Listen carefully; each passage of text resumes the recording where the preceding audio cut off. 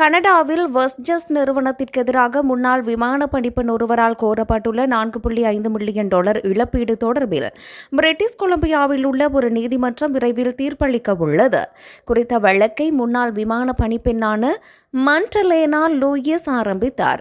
2010ஆம் ஆண்டு ஒரு விமானியால் பாலியல் வன்கொடுமைக்கு ஆளான பிறகு விமான நிறுவனம் தன்னை பாதுகாக்கவில்லை என அவர் கூறினார். இதன் பின்னர் ஏனைய சில பெண்களும் இந்த வழக்கில் இணைந்தனர். 2016 மற்றும் 2021ஆம் ஆண்டுகளுக்கு இடையில் வெஸ்ட்ஜெட் நிறுவனத்தில் பாலியல் வன்கொடுமையை கட்டுப்படுத்தும் வலுவான திட்டமில்லை என குறித்த வழக்கு கூறுகிறது. அத்துடன் பணியிட துன்புறுத்தலை முறையாக முறைப்பாடு செய்ய, விசாரிக்க மற்றும் பதிலளிக்க வெஸ்ட்ஜெட் தவறிவிட்டது என வழக்கு தொடுநர்கள் கூறுகின்றனர். வெஸ்ட்ஜெட் இந்த குற்றச்சாட்டுகளை மறுத்த போதிலும் நீண்ட மற்றும் பண விரயமாகும் விசாரணையை தவிர்ப்பதற்காக தீர்வுக்கு ஒப்புக்கொண்டது. அங்கீகரிக்கப்பட்டால் வெஸ்ட்ஜெட் செலுத்தும் இழப்பீடு தொகை 3458 பெண் ஊழியர்களிடையே பகிரப்படும்.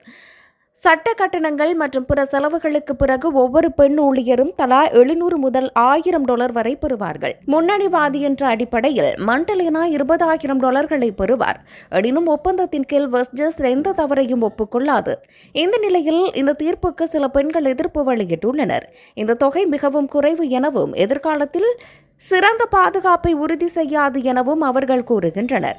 மாறாக விமான நிறுவனம் அறிக்கையிடல் அமைப்புகளை மேம்படுத்த வேண்டும் எனவும் பாதிக்கப்பட்ட தொழிலாளர்களுக்கு உளவியல் சிகிச்சை அளிக்க வேண்டும் எனவும் அவர்கள் கோருகின்றனர்.